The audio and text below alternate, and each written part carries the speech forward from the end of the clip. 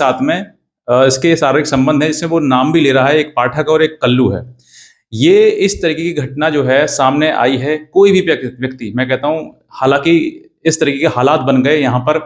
कुछ भी कहना सही नहीं है, लेकिन फिर भी मैं आपको बताना चाहता हूँ कि हर व्यक्ति कहीं न कहीं, अगर वो व्यक्ति अपनी पत्नी से प्रेम करता होगा और ऐसे गलत काम वो करे किसी कोई महिला, तो मैं कहता हूँ उसको इसी प्रकार का क्रोध आएगा। कि वो हालाँकि अपना जीवन समाप्त तो कर लेगा, दूसरे का जीवन भी खराब कर देगा। कहीं न कहीं कानून में कमियाँ पाने के कारण या फिर उन कानूनों का दुरुपयोग करने के कारण महिलाओं ने आज के टाइम में इतनी अति कर दी है कि पुरुष जो है वो अपना जीवन ना सोच रहे हैं, ना दूसरे का जीवन सोच रहे हैं। ऐसे हत्याकांड हो रहे हैं, कहीं पत्नी पति को मार दे रही है, तो कहीं पति पत्नी को मार दे रहा है। यानी कि ये चीज़ें जो है वो इस तरीके की बढ़ गई हैं कि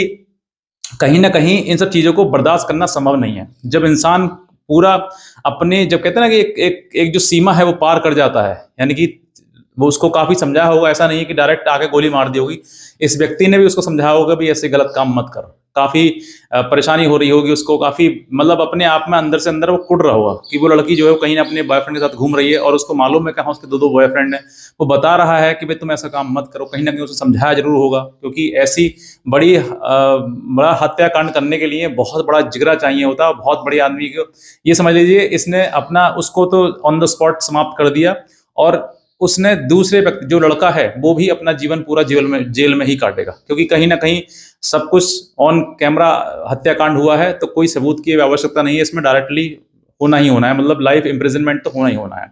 तो अब ये सोचकर देखिए कि जिस व्यक्ति ने ये हत्याकांड किया, उसने उस पत्नी को भी मार दिया और वो खुद जेल में मर जाएगा, ठीक है? इस बात की गारंटी है। अब इस व्यक्ति ने जो हत्याकांड किया है, इस हत्याकांड के पीछे उसकी कहीं न कहीं वो मानसिकता रही होगी, जिससे वो इतना परेशान हो गया होगा कि उसको अपना जीवन नहीं लग रहा होगा, उसको मृत्यु ज़्यादा अच्छी लग रही होगी। इसी वजह से उसने सोचा कि मैं मरने से बेहतर है कि मैं इसको मार के छोड़ मरूँ।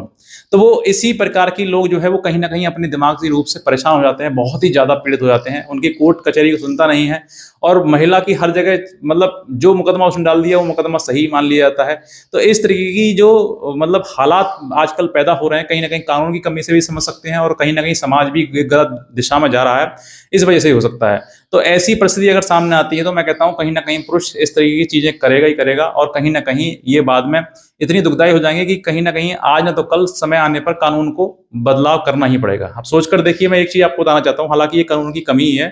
कि 497 यानी कि जो बाइगेमी है, यानी कि पति हो या पत्नी हो, शादी के रिश्ते में रहने के बावजूद भी वो किसी अन्य पुरुष या महिला के साथ में शारीरिक संबंध बना सकते हैं। कोई अपराध नहीं है। ये सिर्फ़ एक क्रूरल्टी मानी जाएगी, वो उस आधार